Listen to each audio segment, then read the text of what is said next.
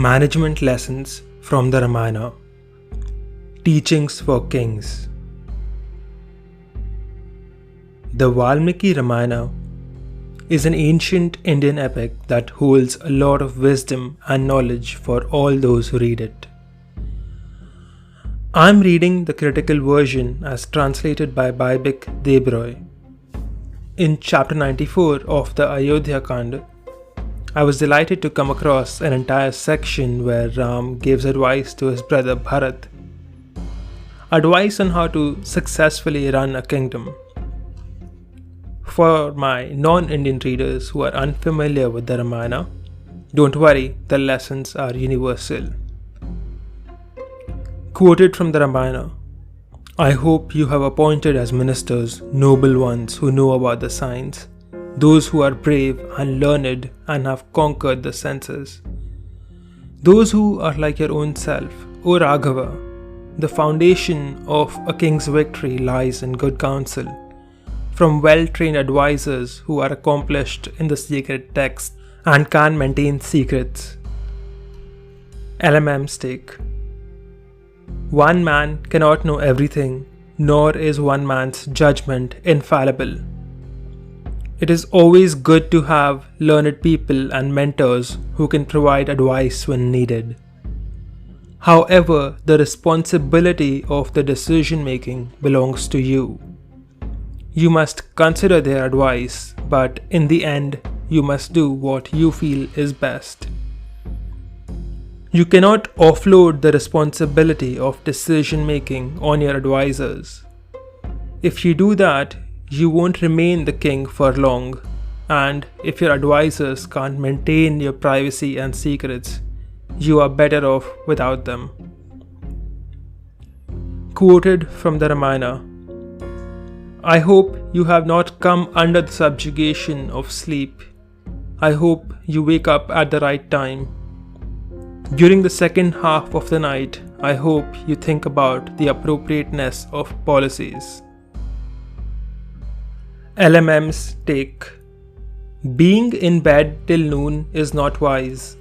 Most people who say, I'm a night owl, are actually not productive at night. They're browsing the internet, chatting on their phones, and doing everything else except work. Quoted from the Ramayana. I hope you do not seek counsel from a single person, nor do you seek counsel from too many. I hope your secret counsels with your ministers do not spread throughout the kingdom. LMM's take. When you listen to only one person, you get one perspective, and not to mention that the person gets too much influence on you. When you listen to too many, you're in the state of analysis paralysis.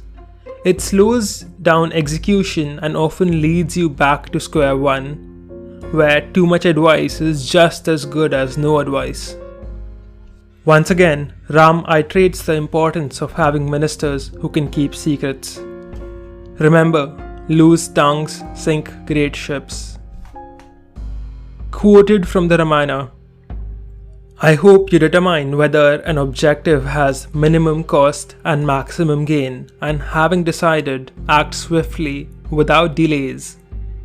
I hope other kings get to know all about the acts you have successfully completed, and also those that you have commenced, but not those that are yet to begin. LMM's take. Determine whether something is a good choice by looking at its costs and gains, and once you have decided, have a bias towards action.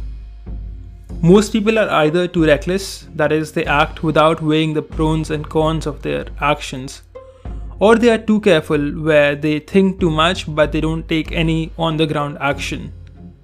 And it's important to keep your plans secret and work in silence, otherwise envious people will try to sabotage you at every step they can.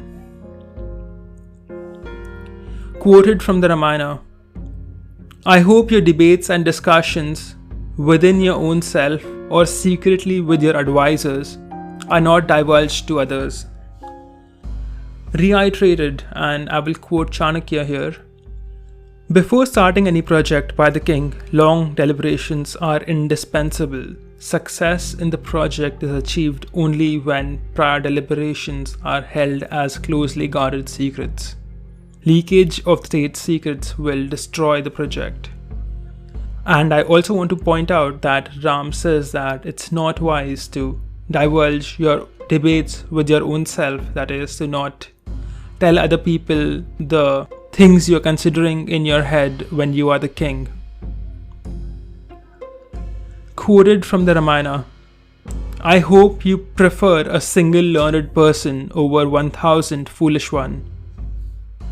To accomplish an objective, a learned person can bring about great gain. Even if a king engages 1,000 foolish people, their help will not bring about any benefit. A single intelligent, brave, accomplished and skilled advisor can bring about great prosperity to a king or to one who aspires to be king. My take. When it comes to picking people you surround yourself with, go for quality over quantity. One intelligent and wise person will provide you with more useful advice than thousands of idiots put together. Some qualities are less fungible than others, while you can always hire 3 weak people to do one strong person's job. You cannot hire 3 idiots to do a learned person's job. Your intelligence, bravery, accomplishments, skills are what set you apart from the masses and make you a scarce commodity. Quoted from the Ramayana, I hope the best servants are engaged in superior tasks, medium ones in medium tasks, and inferior ones in inferior tasks. My take. Give people tasks that they are suited for. Giving smart people dumb tasks frustrates them, and giving dumb people difficult tasks adds no productivity. As a king, it is up to you to make the best use of the human resources you have available. Quoted from the Ramayana, I hope those who perform sacrifices do not regard you as an outcast, one who accepts terrible gifts and one whose desires are like those of a woman. My take. Do not do things that will make learned people despise you. Do not make them think that you are evil-natured or that you have self-centered desires like that of a woman's, that is, a myopic indulgence in the pleasures of the body, sex, food, a craving for attention and catharsis, with no care about higher principles like honor, chastity, strength, virtue, etc. Otherwise, they will be unlikely to want to help you, as they will think that you are just another frivolous person. Quoted from the Ramayana, if a person does not kill a physician who is unskilled, a servant who is engaged in reviling, and a brave person who desires prosperity, he himself is destroyed. An unskilled physician can kill you or others by accident. A servant who disrespects you is not your servant and has a high likelihood of betraying you. Other brave, ambitious men might become your enemies if they ever decided that they wanted to seize the kingdom and become the king themselves. Quoted from the Ramayana, I hope the commander-in-chief appointed is someone who is happy, brave, wise, intelligent, noble and pure in birth, devoted and accomplished. I hope powerful and foremost warriors skilled in fighting, whose bravery has been witnessed earlier, are honored and respected by you. My take. Without a good military and a good commander-in-chief, a kingdom cannot stand for long. A good offense is the best defense, and the weak are destroyed by the strong. It's the law of nature. Quoted from the Ramayana, I hope you give the appropriate food and wages to the soldiers when the time arrives, without any delays. LMM Stick. It is important to keep the army fed and well paid, lest there might be internal discord and rebellion. A country derives its strength from its 3 pillars: the economy, the military, and the culture and governance. Without one, the country will be destroyed sooner than later. Quoted from the Ramayana. It has been said that if the right time passes, salaried servants, even if they are devoted, are angry at their master and censure him, thus leading to an extremely great calamity. I hope those who are foremost in their lineages are devoted to you. Are they self-controlled? For your sake, are they ready to lay down their lives? My take. Disputes are inevitable and will lead to calamities for the king like rebellion, betrayal, assassination, etc. if left to foster without resolution. Your people, your soldiers, your ministers should be willing to die for you, and it is up to you to inspire that devotion.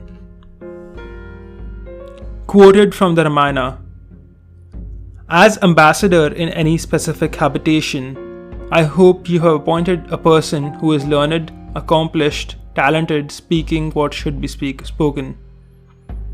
In every tirtha, do you employ 3 spies who do not know about each other's existence to find out about the functionaries of the enemy and of your own side. LMM's take. Note that with a few exceptions, the recommendation is to have spies spy on your own officers too, to prevent wrongdoings, corruption and treason. Quoted from the Ramayana. There are those who are exiled but always return to cause injury, taking them to be weak. I hope you do not ignore them. My take. Never forget Law 15. Crush your enemy totally. The enemies you do not crush completely will eventually return and seek revenge. And do not underestimate an enemy. You only have to be wrong once to lose your head. Quoted from the Ramayana. I hope you do not serve Brahmins who are excessively addicted to worldly pursuits. Those who are foolish but pride themselves to be learned are skilled at causing harm. Though the foremost among sacred texts exists, and though the intelligent ones looked on, those who are evil in intelligence continue to prattle about futile things. My take. Even if someone comes from the lineage of learned men, do not pander them if they are themselves low consciousness humans. Quoted from the Ramayana. I hope the people who earn a living from agriculture and animal husbandry are cherished by you and are indeed happy. I hope that everything is done for protecting them, maintaining them, and tending to their needs. Following Dharma, the king must protect all those who reside in his kingdom. My take. Make sure your subjects are happy. They are the source of your power. Quoted from the Ramayana. I hope you comfort the women and protect them well. I hope you do not trust them and do not tell them your secrets. My take. Do not tell women your secrets. Women can't keep secrets. Know that anything you tell a woman will be heard by all of her close friends, and even women know that they shouldn't trust other women. Quoted from the Ramayana. I hope all the forts are stocked with grains, riches, weapons and water and are full of machines, artisans and archers. I hope the revenue is a lot and the expenditure is limited. My take. Smartly handle your logistics and finances and always be prepared for war. Quoted from the Ramayana. I hope the treasury does not reach those who are undeserving. I hope your expenditure is meant for the gods, for ancestors, for Brahmins, for guests, for warriors, and for those who are in the nature of friends. My take.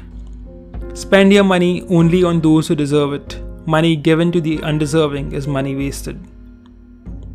Quoted from the Ramayana. I hope a noble and virtuous person, pure in soul, when accused of an act of theft, is not killed out of avarice without having been questioned by those who are accomplished in the sacred texts. O bull among men. I hope that a thief, when seen, caught and sufficiently questioned at the time of the act, is not freed because of a desire for riches. O Raghava, I hope that when there is a dispute between a rich and a poor person, your extremely learned advisors resolve it impartially, without differentiating because of the relative prosperity. My take. Good law and order are very important for the long-term prosperity of any society. It has benefits beyond what meets the eye. For example, quoted from a Paul Graham article, I once explained to some founders who had recently arrived from Russia that a company will pay a higher price to acquire a competitor simply because they are threatened by the competitor. They found it novel that if you threatened a company, they'd pay a premium for you. In Russia, they just kill you, they said, and they were only partly joking. Economically, the fact that established companies can't simply eliminate new competitors may be one of the most valuable aspects of the rule of law. The law should be fair to both the rich and the poor and should not discriminate among people on the basis of economic means. Quoted from the Ramayana.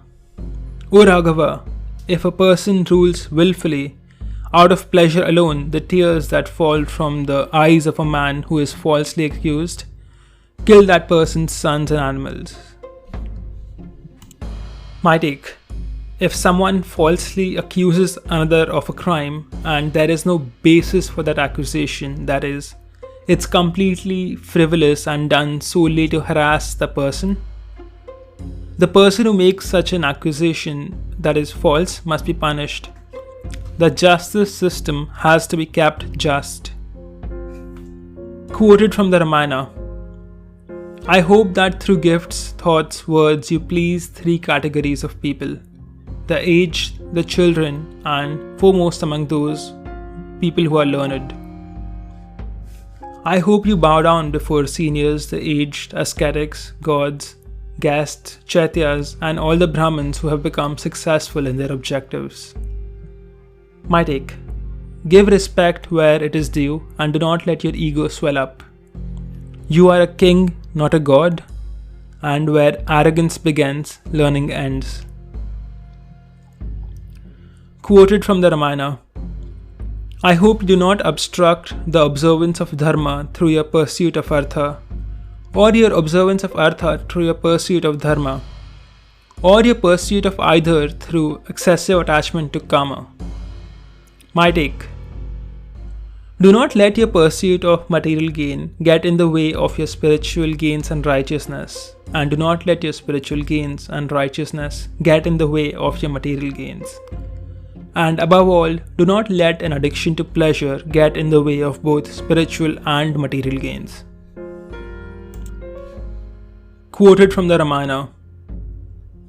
I hope you abandon the 14 kinds of sins for kings: non-belief, falsehood, anger, distraction, procrastination, disregard for the learned, laziness, pursuit of the five senses, single-minded devotion to artha, seeking counsel of those who don't know the objectives, failure to start the projects that have been decided, failure to protect secrets, failure to observe the auspicious signs, and a readiness to rise from one's seat for everyone.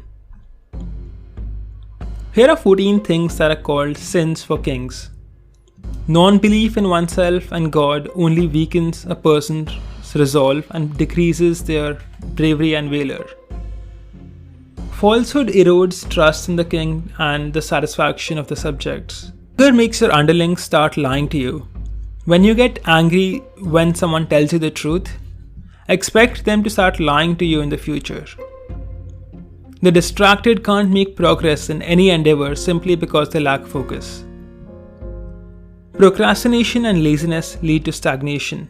Action is everything. Too much delay and the opportunity passes. When you disregard the learned, you have closed yourself from their advice and experience. The learned have not lost anything.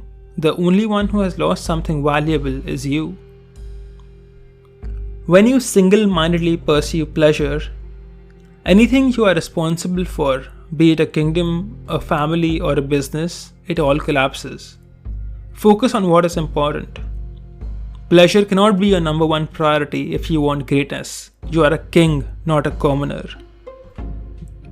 Taking advice from people who do not know what your vision and objectives are is like taking medicines without knowing what the problem is. It might cause you more harm than good. Failure to start projects that have been decided leads to stagnation and causes a decline in the trust and faith people have in their leader. You do not want to be thought of as ineffective and incapable.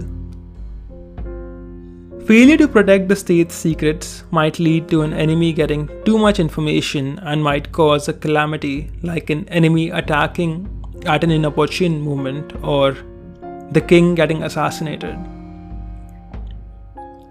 A king that will rise from his seat to help everyone indiscriminately will lose his majesty as people will start thinking of him as just another human and not their divine leader.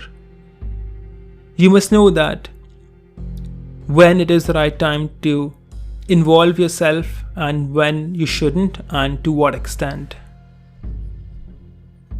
That's all for this article. Thank you for listening. I hope you enjoyed it. Do click the like and subscribe button and hit the bell icon so you are notified when future videos are released. Have a good day.